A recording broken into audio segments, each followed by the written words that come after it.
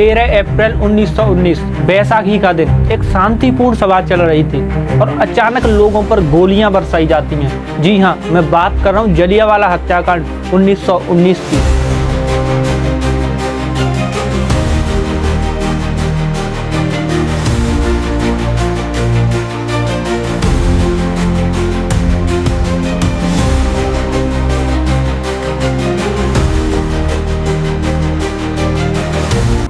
और नमस्कार, मैं अनिल ठेनुआ। आज जानेंगे आखिर इस घटना के पीछे क्या कारण थे।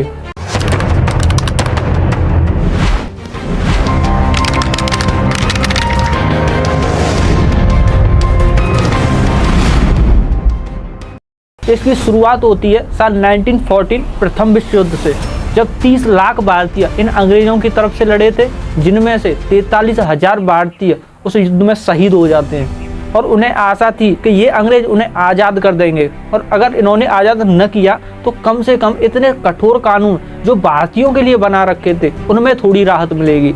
लेकिन इन अंग्रेजों के मन में कुछ और ही था, और ये एक नया कानून रोलट एक्ट ले आए, जिसे काला कानून भी कहा गया। इसमें किसी भी भारतीय को 2 साल के लिए बिना मुकदमा चलाए जेल में डाला जाता था।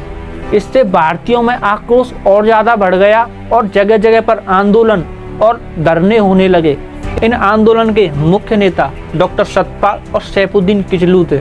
इन दोनों नेताओं को इन अंग्रेजों ने मीटिंग करने के बहाने से बुलाया और दोनों को जेल में डाल दिया।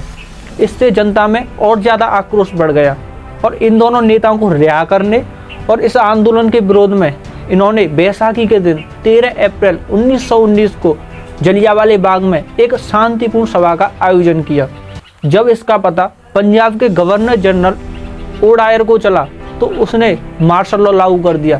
मार्शल लॉ यानी कि कहीं पर भी लोग इकट्ठा नहीं हो सकते थे। लेकिन पहले सोशल मीडिया तो था नहीं, इसलिए ये खबर वहाँ तक नहीं पहुँच पाई और लगभग 15 से 20 हजार लोग जलियांवाले बाग में बैसाखी के दिन 13 अप्रैल को इकट्ठा हुए। ओडायर ने इसको शांत करने के लिए गोरखा रेजिमेंट के कमांडर आर डायर को बोला और वो 4 बजे एक सैनिकों की टुकड़ी के साथ जलियांवाले बाग में पहुंच जाता है। और जलियांवाले बाग में सिर्फ एक ही गेट था जिस पर आर डायर अपनी सैनिकों के साथ जाकर खड़ा हो जाता है और बिना चेतावनी दिए फायर करने का आदेश दे देता है। और अपनी जान बचाने के लिए लोग कुएं में भी कूद गए थे, जिनमें 120 लोगों की मृत्यु हो गई थी।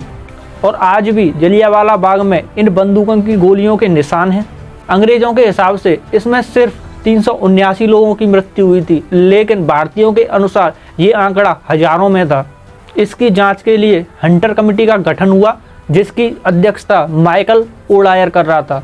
और इस घटना के दोषी आर डायर को बिल्कुल निर्दोष ठहराया जाता है और उसकी सिक्योरिटी के चलते उसे लंदन भेज दिया जाता है और वहाँ जाकर उसे 26,000 पाउंड का इनाम भी दिया जाता है इस घटना के लिए।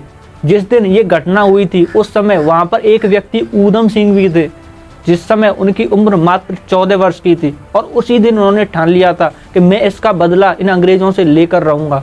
और कुछ सालों के बाद ये गदर पार्टी ज्वाइन कर लेते हैं और साल 1940 में अमेरिका होते हुए ये लंदन जा पहुँचते हैं।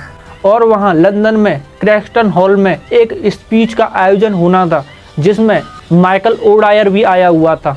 और ये वहाँ जाकर माइकल ओडायर पर गोली चला देते हैं और जिससे उसकी मृत्यु हो जाती है। इनका इरादा तो आर डायर को मारने का था, लेकिन एक बीमारी के चलते उसकी मृत्यु 1927 में ही हो जाती है और वहाँ ऊधम सिंह को पकड़ लिया जाता है और उन्हें फांसी दे दी जाती है।